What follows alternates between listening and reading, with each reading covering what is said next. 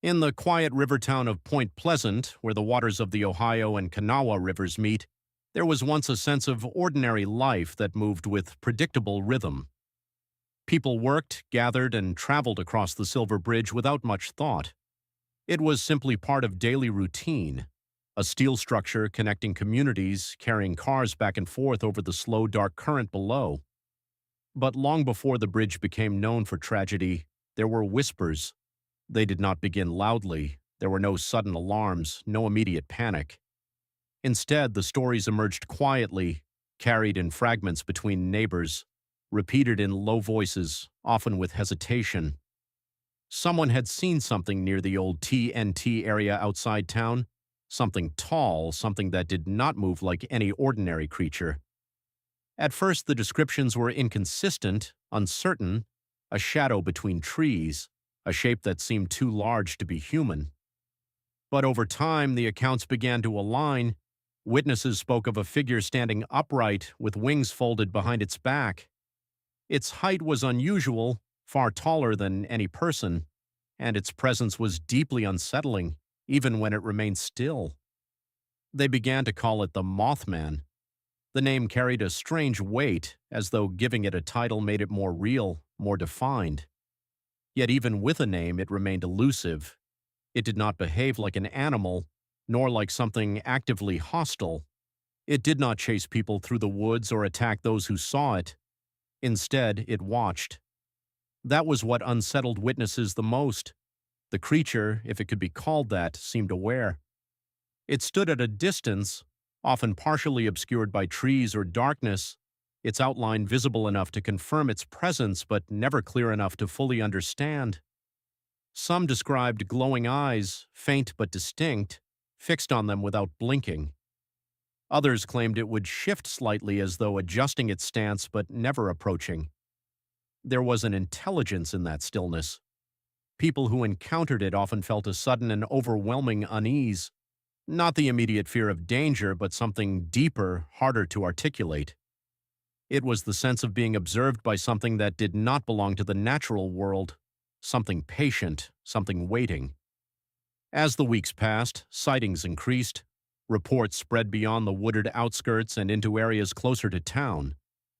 Drivers claimed they had seen the figure near the roadside at night, its silhouette briefly illuminated by headlights before disappearing into darkness. Some even said it moved in ways that defied expectation, covering ground too quickly or appearing in places it should not have been able to reach. And yet it never pursued. It never made a sound. It simply appeared, observed, and vanished. The community of Point Pleasant found itself caught between curiosity and unease.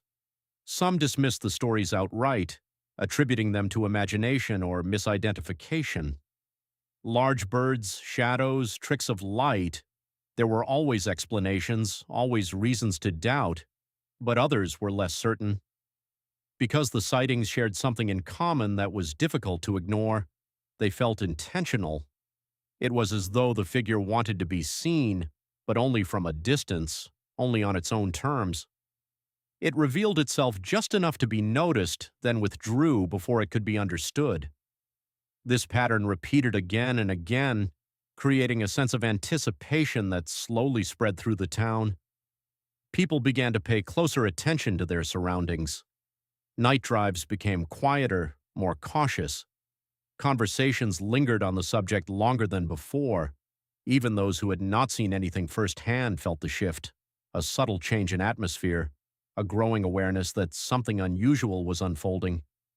And always the Silver Bridge stood at the center of daily life, unchanged and unquestioned. It carried traffic as it always had, spanning the river with quiet reliability. No one looked at it differently, not yet. It was just a bridge, after all. A structure of steel and engineering far removed from the strange sightings reported in the surrounding areas.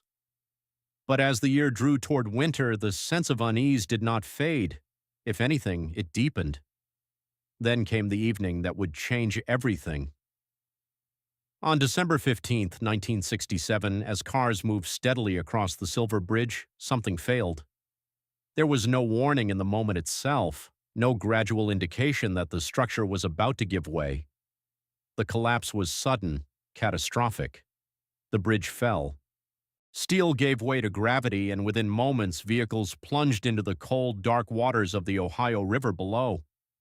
The sound of the collapse echoed across the area, followed by confusion, shock, and a desperate rush to understand what had happened. In the aftermath, the town was left reeling. The loss was immediate and profound. What had once been an ordinary part of life was now gone, replaced by a void that could not be easily filled. Investigations would later determine that structural failure was the cause, a flaw that had gone unnoticed until it was too late. But alongside the official explanations, another narrative began to take shape. People remembered the sightings. They recalled the weeks leading up to the collapse, the reports of the Mothman, the quiet presence near the trees, the feeling of being watched. And as they pieced together their memories, a question emerged that would linger long after the physical damage had been addressed. What if it had not been random? What if the figure had been there for a reason? In the months that followed, something curious happened. The sightings stopped. Where there had once been frequent reports, there was now silence. The wooded areas where the figure had been seen returned to stillness. The roads were empty of unusual shadows. The sense of being observed faded, leaving behind only memory. It was as though the presence had simply departed.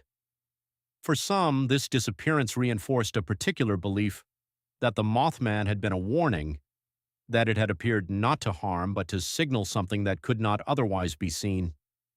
A messenger, in a sense, whose purpose had been fulfilled once the event had passed. Others found this explanation difficult to accept. They questioned why a warning would take such an ambiguous form, why it would not act more directly, more clearly. If something had the ability to foresee disaster, why not prevent it? Why remain distant, silent, and ultimately ineffective? These questions led to alternative interpretations. Some suggested that the presence was not a warning, but a witness, something drawn to moments of significance, observing them without interference. In this view, the Mothman was not connected to the collapse as a cause or a signal, but as an observer of events beyond human understanding. And then there were those who believed something even more unsettling, that the figure was neither warning nor witness, but something else entirely. Something that existed outside the usual boundaries of explanation, appearing and disappearing according to patterns that humans could not fully grasp. In this interpretation, the connection between the sightings and the collapse was not one of intention but of coincidence, two events linked only by proximity in time. Yet even this explanation did not fully settle the matter, because the human mind searches for meaning, especially in the face of tragedy, and the story of Point Pleasant offered just enough mystery to resist closure. Years passed and the town rebuilt, both physically and emotionally. Life resumed, as it always does, adapting to loss and moving forward. But the story remained. It lingered in conversations, in books, in the quiet spaces where memory and imagination intersect. The image of the winged figure standing near the trees became part of the town's identity, a symbol of something unexplained, something that had come and gone without leaving clear answers behind. Today, visitors to Point Pleasant can still hear the story. They stand near the river looking out over the water where the Silver Bridge once stood, and they listen. Some come seeking history, others curiosity, and a few perhaps hoping for something more, some trace of the presence that once watched from the shadows. But nothing appears. No figure stands at the edge of the trees, no glowing eyes reflect in the darkness. The air is still, the night quiet. And yet the story endures. It moves from one voice to another, carried not by proof, but by the persistence of the unknown. It asks questions that remain unanswered, invites interpretations that never fully settle. Was it a warning, a witness, or something else entirely? No one can say for certain. But in the space between those possibilities, the whisper remains, soft, uncertain, and impossible to ignore.